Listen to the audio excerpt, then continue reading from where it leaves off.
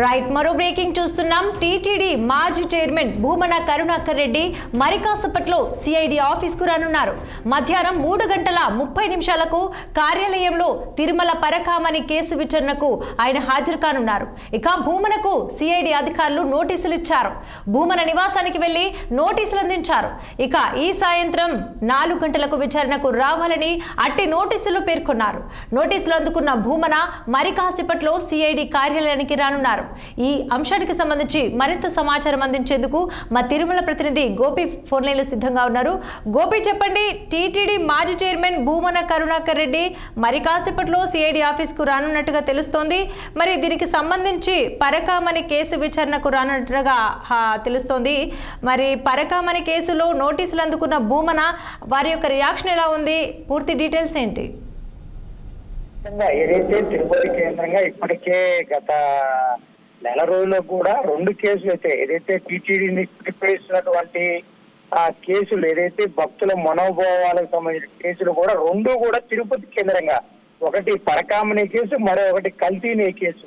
కల్తీనే కేసులో కూడా గత కొద్ది రోజుల క్రితమే టీటీడీ ఈఓగా పనిచేసినటువంటి ధర్మారెడ్డిని కూడా అదైతే అధికారిక కూడా పిలిపించారు.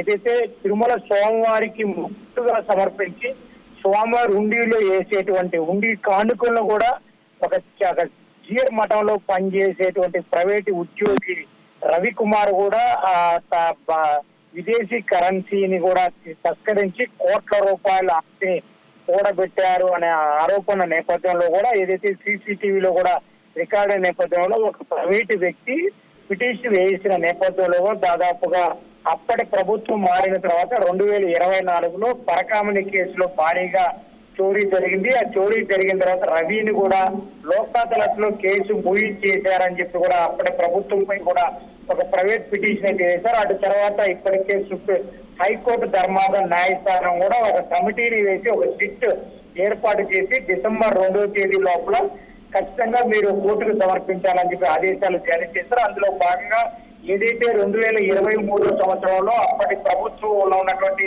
పాలక మండలి చైర్మన్ భూమన కరుణాకర్ రెడ్డిని కూడా ఈ రోజు మధ్యాహ్నం 3:30 ప్రాంతంలో కూడా తిరుపతి పద్మావతి గెస్ట్ హౌస్ లో ఉన్నటువంటి సిట్ కార్యాలయానికి వచ్చి అప్పుడు మీరు ఏ విధంగా స్వామివారి ఆస్తులకు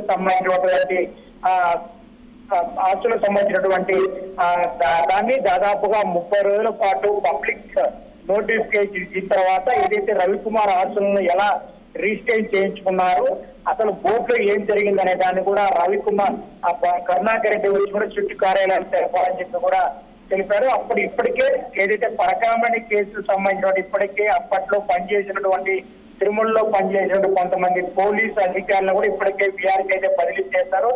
ఏది ఏమైనప్పుడు కూడా మరి కాసేపట్లో సిట్ కార్యాలయానికి మాజీ చైర్మన్ అయినటువంటి భూమన కరుణాకర్ రెడ్డి రానున్నారు. Radhika, right, thanks for the updates Gopi.